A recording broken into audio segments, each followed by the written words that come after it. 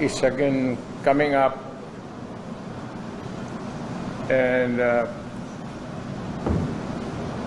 if there is any provision at all, if at all, that would need a change or correction somewhere in the charter, let us all cooperate. And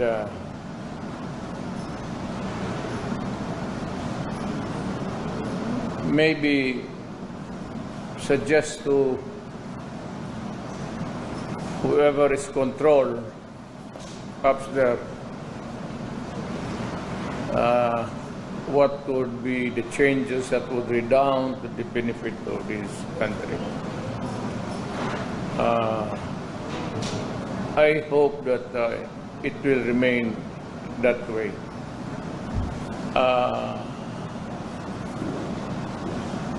The chances are they would come up still, which has always been the excuse to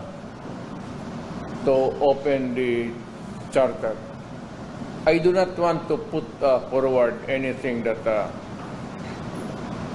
might, ayaw ko na lang mag-speculate. But if there is any change coming up, well and good, we should welcome it. But doon lang, I hope it would not rumble on to some other matters aside from the economic provisions that they would want to amend, change, correct, rectify. Pero ako talaga up to now, I am still in wonderment kung ano yung why in heaven's name, but there's always that economic provisions na hindi makorek-korek noon pa. Well, that is the usual convenient way of saying things, but leave it that way. I'll go along with it. As long as we stick to the economic provisions, whatever they want to change there, somewhere, somehow. Yun lang ang akin. That's the long and short of this press con. Wala naman akong ibig sabihin. Maybe that I just wanted a big crowd. I've been out in circulation, very far from the madding crowd. So, from time to time, gusto ko kayong makita. The dialect, it would be something like, gimingaw ko ninyo. Huwag mo humingaw sa ako. Mula na maklaro taba kay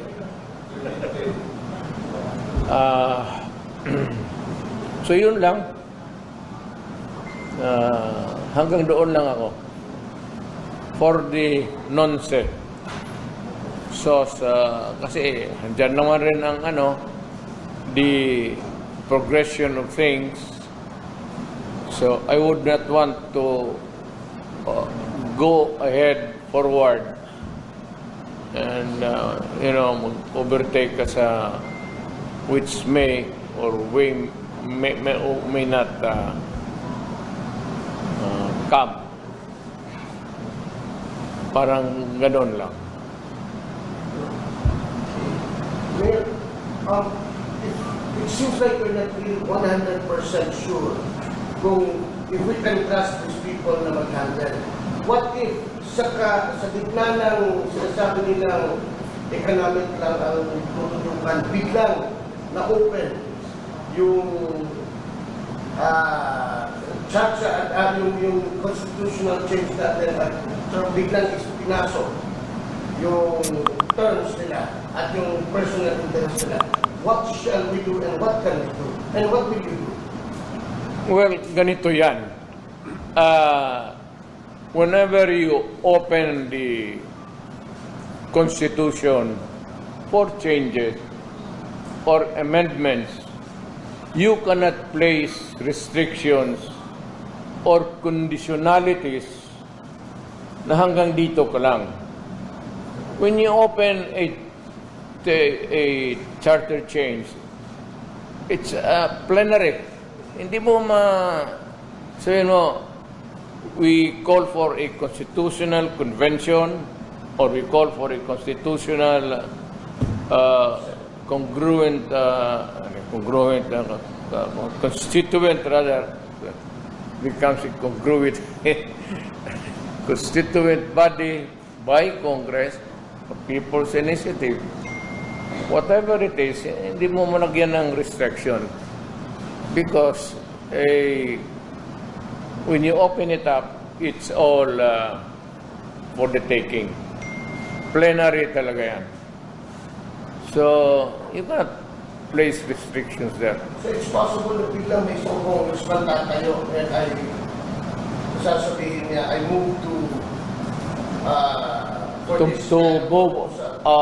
extend our terms like that. Ay, biglang gumana. Kaya ako nandito eh. Kaya nag-uusap dito.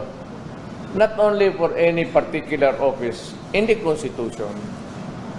Kaya ito namang local offices, local government offices are not mentioned in the Constitution. They are defined by one single phrase there about local governments, which will be organized in accordance with law. Ang nasa dyan lang sa Constitution is the President, the Vice President, the Senators, and Congressmen. The rest ng mga barangay captain, wala na hanggang mayors and governors. We are all,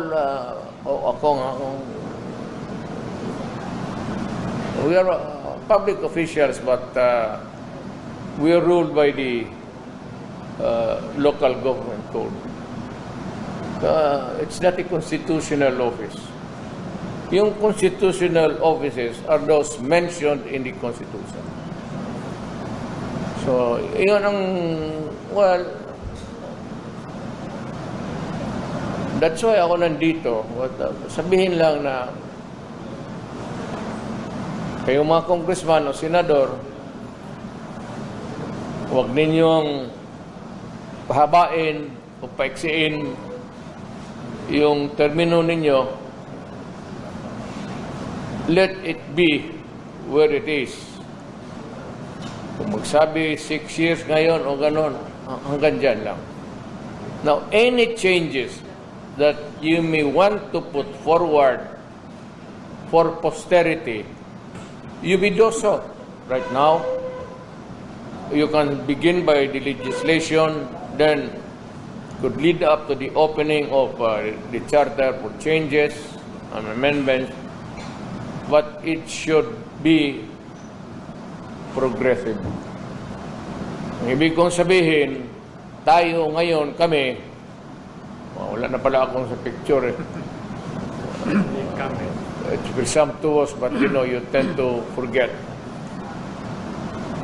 Hindi dapat kami, we should not benefit from it.